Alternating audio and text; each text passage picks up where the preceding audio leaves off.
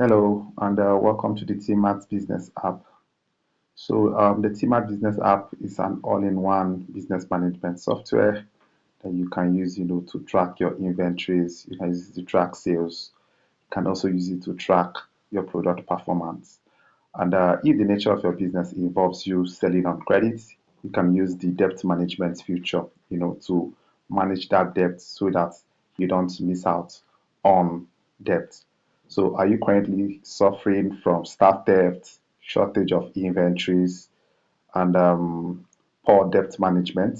Timart Business App is actually your best and surest option right now, right? As a business owner that wants to have total control in terms of staff management, in terms of having full report about your business, if your business is making profit or you're running at loss, TMAT's business app is your best option.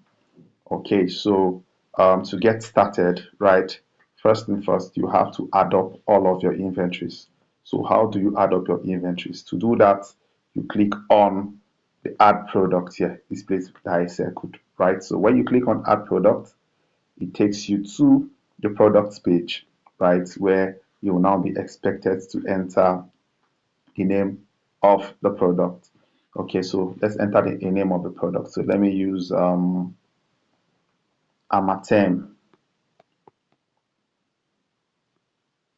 Amatem soft soft gel, right? That's the name of the product. And then I enter the quantity that we have. I can actually create categories, right? I think first of all you need to create categories, but the categories is creating the category is actually optional, right? So, but if you currently have your inventories, organized in a shelf, right? The way you categorize them in your shelf, in a different shelf, that is how you can use the category, right, to categorize these products. So you click on the category option, you create a category and then add it, right? Um, and then you enter the quantity of the products, right? So let's say this Amatem subject, we have about 50 of it. So I enter 50, right? And then I now enter the selling price. So how much do I want to sell each one? Let's say each one goes for 3,000 naira. I enter 3,000 naira.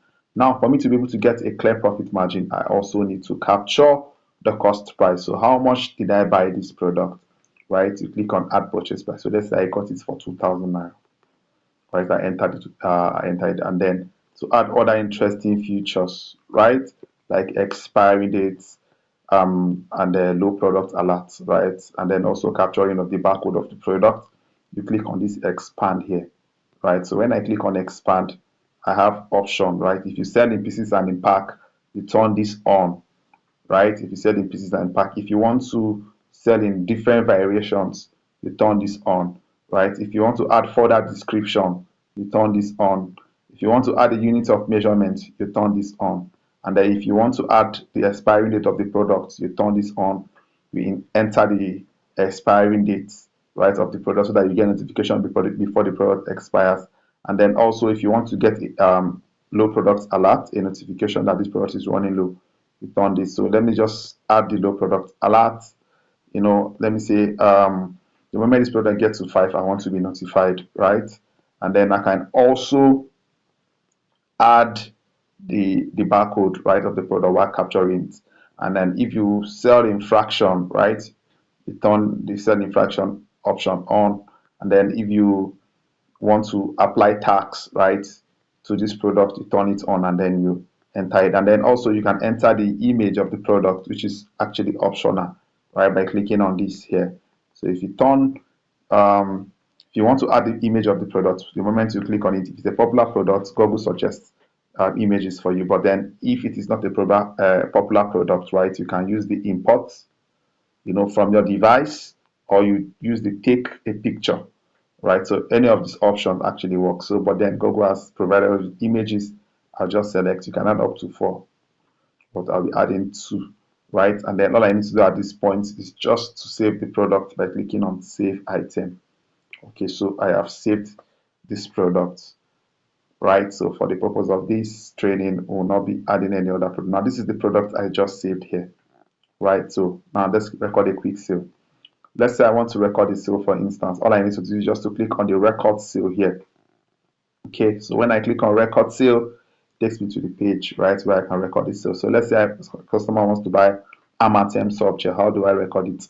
Right, I can either tap on the product directly here, and then it will show me the quantity, or I click on this product, this part of this product, hold this for 2 seconds, right, which gives me the option to put the quantity I want directly from here. So let's say a customer is buying 5 of this product, I just put 5 directly, and then I click on add to cart, right? So click on add to cart. So let's say this is the only thing this customer is buying. All I need to do is just to click on tap here to go to cart, one item in bracket. So I tap on it, right? If you're giving the customer discounts, you tap on this place here to enable discounts, right? So when you tap on it now, this is where you can turn this button on to give discounts. But let's say I'm not giving discounts in this use case, right? So I'll just click on continue to make payment. So if I click on continue to make payment, right? So we have different payment options. So it is that the customer is paying cash, they want to use their card to pay, or they want to transfer the money to your account. So these are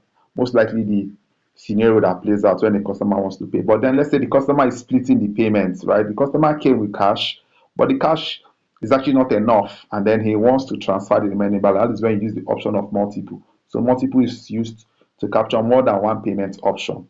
Okay, so let me use the multiple. So I click on multiple, and then I click on add payments too, so I can capture the second payment option. So let's say this customer gave me cash of 5,000 naira, and then he transferred the remaining 10,000, right? So I've captured both mode of payment, as you can see, right? I'll just click on done. So the moment I've collected this payment, all I need to do at this point is just to click on pay here. Okay, so if I click on pay to ask me, are you sure on checkout? I'll say yes. So I have checked out this sale, and then the receipt for this sale has been generated automatically, right? So to view the receipt of this particular sale we just recorded, you click on this sales down here, right? So when you click on the sales, you see the receipt. This is the receipt of the sale we just recorded right now. Okay, if I want to view more details about the receipts, I click on this place here, right? So I tap on it, and then I click on this get receipt at the bottom here, export as made. Now this is the receipt. This is how it looks like, showing your business name, showing the date, the quantity of item that was bought, the mode of payment, and then who attended to the customer, right? So this receipt can be printed and can be shared. Okay, so that's it. And then if you want to see your sales breakdown for the day, this is where you see your sales breakdown for the day here. Okay, this is where you see your total sales for the day. If you want to see the breakdown of how the money came in and then your profit margin for that day, you click on sales breakdown here. Okay, so if I click on sales breakdown, it shows me this, right? So this is how money came in that day. For today, this is my sales breakdown, cash, right? And then transfer. And then this is my profit margin as well, as you can see for today, right? So, and I can generate a report, right, directly from this, right? By clicking on this export report, I can export this report as a CSV and also as a PDF document. Okay, so that's it for this. Then we also have where you can adjust your stock, which is the stock adjustment feature. We also have the debt book. We also have the debt book, right, where you can track debt. So let's record a quick credit sale, and then let's update the payments using the debt book. So I'll click on record sale. So let me use Amatem soft gel. So I'll be using 4, add to carts, go to carts, go to payments. But if I'm selling on credit, I click on tap here to sell on credit, right? So I click on tap here to sell on credit. If you're using your mobile device, definitely you can click on this access contact, and then it takes you to your phone book, right? But if you don't have the customer's contact on your phone, you can click on add new, where you will see a form to fill, right? But let me just use the customer I've already added. This is my customer. I've already added this customer, so I'll just click on this customer now, and then yes. So now if I want, let's say me and this customer agreed that this customer is to pay me, right, by the end of the month. So how do I do that? I select this due dates here, right? I select a due date that me and this customer agreed. So by the time I tap on it, let's say I want this customer to pay me tomorrow, right? We agreed. I'll just select 30th and click on OK, right? So if this customer is making any initial deposit while purchasing this product, you capture it here, on this deposit amount. But let's say this customer did not pay anything at this point, right? So I'll turn this on. Mine is already turned on, and then I select SMS is already selected. If you want email, you provide the customer's email, and then an email reminder will be sent to this customer. At this point, all I need is just to click on done here, right? So when I click on done, right, and then click on pay, okay, so I have successfully sold to this customer, right, on credit. So let's say this customer pays me. How do I track that? I come to the debt book, right? This debt book here, this is where I update it, right? So when I click on the debt book, this is the customer I just sold to on credit here, right? So let's say this customer has paid me now for this particular product and my time subject he bought. How do I track it? I click on the customer. Right now, this is the transaction we just did, right? That led to um to this particular transaction. So we have other transactions as you can see, right? So but then I want to clear for this Amazon subject. If you want to confirm that, you can click on this place to view the receipts, right? If I click on this now, it's now showing me the product, which is the Amatem subject, right? Okay, so let's go back. So I want to pay for this Amatem subject that this customer just paid now for. I want to update it. So I click on this deposit on the transaction. Okay, so once I click on this deposit on the transaction, I enter the amount, which is 12,000 naira, right? And then I click on deposit. So the moment I click on deposit, right, it is now showing cleared. So he has cleared for this particular product, but then he's still owing me for this one, right? So anytime he pays for this one, I come to this deposit here to clear it. Okay, so that's how to record credit sale and use customers and then clear the debts, when the customer has made deposits. So now we also have the inflow and expense, right? Where you can track your expenses. So you click on inflow and expense to enter an expense.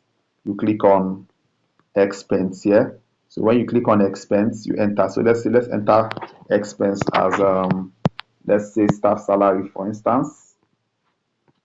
So how much is let's say my staff, I paid my staff 5,000 naira salary, and then I enter April salary, right? And now click on save expense. So this is an expense because the money is going out of the business. That is why you can see it is marked in red, right? So that's how to track expenses. All of your expenses can be entered and then tracked. And then we also have the invoice, right?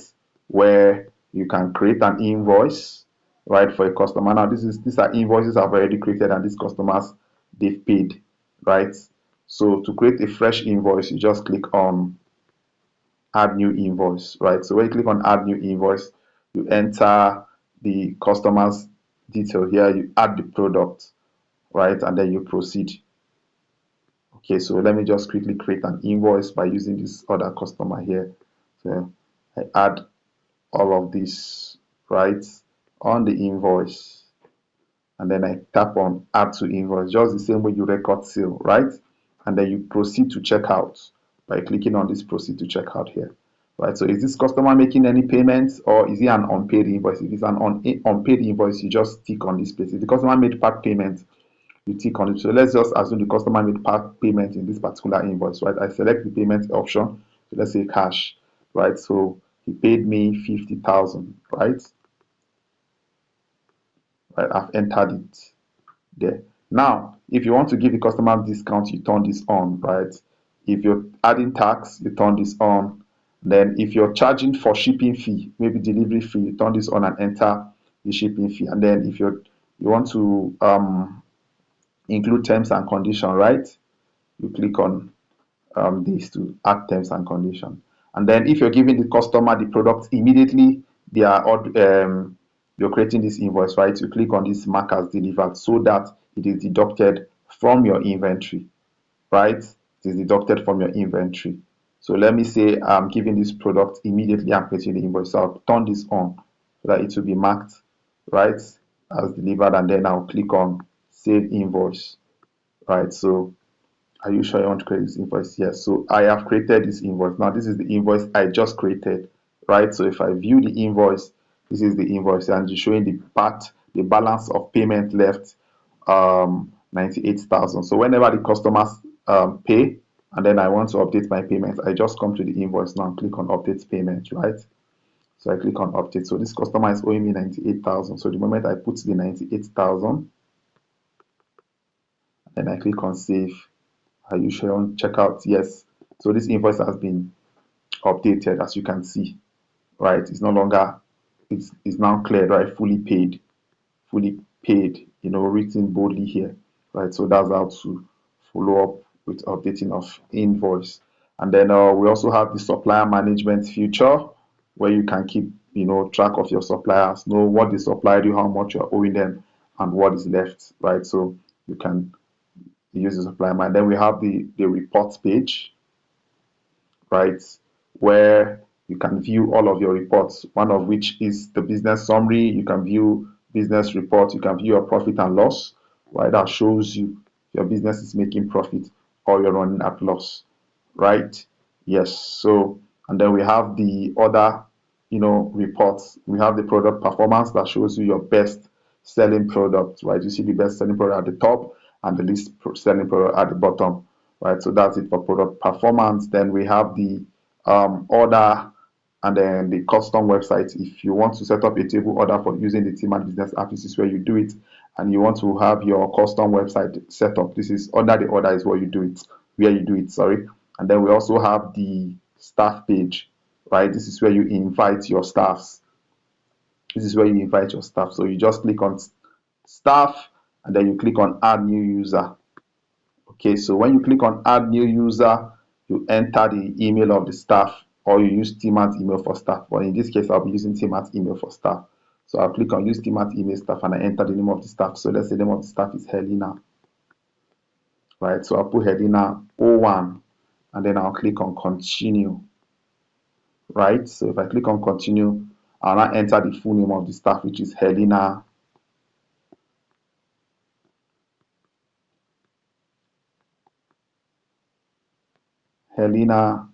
Peter, for instance. Helena Peter. I create a password, a very simple password that I don't want to, that I will not forget, right? Which is 1, 2, 3, 4, 5. Right. Then I select the shop I want to invite her. You have multiple shop and then you want to select a particular one, right? So let me invite the staff under my plain story. I click on invite. Then I select the role, right? Am I inviting this staff as a manager, as a cashier, or a salesperson? So for this staff, I'm inviting as a salesperson. I tick this box here. I tick and then I click on this place here, invite staff. Okay, so when I click on invite staff, so this staff has been invited, right? So this is what you use to log into the staff account. You use this email, right? And then this password you created to log into the staff account. So I advise if you're using your mobile, you screenshot this page and then because this is the email and the password you use, right, to log in the staff. So the staff has been invited. Okay, so that's how to invite the staff. And then if you have any question, right, you can always contact support, right? If you have difficulty, you can contact support or you chat us directly using this chat us here, right? And then if you want further clarification, right, you can actually book a demo directly on the app. To book a demo directly on the app, you just tap on this book an online demo for free, right? So when you tap on it, you'll be required to, enter some information about your business. So it's taking me to the page where I can book a demo, right? So that's how to book a demo directly on the app. All right. Thank you very much. And I'll see you in my next video. Thank you. Bye.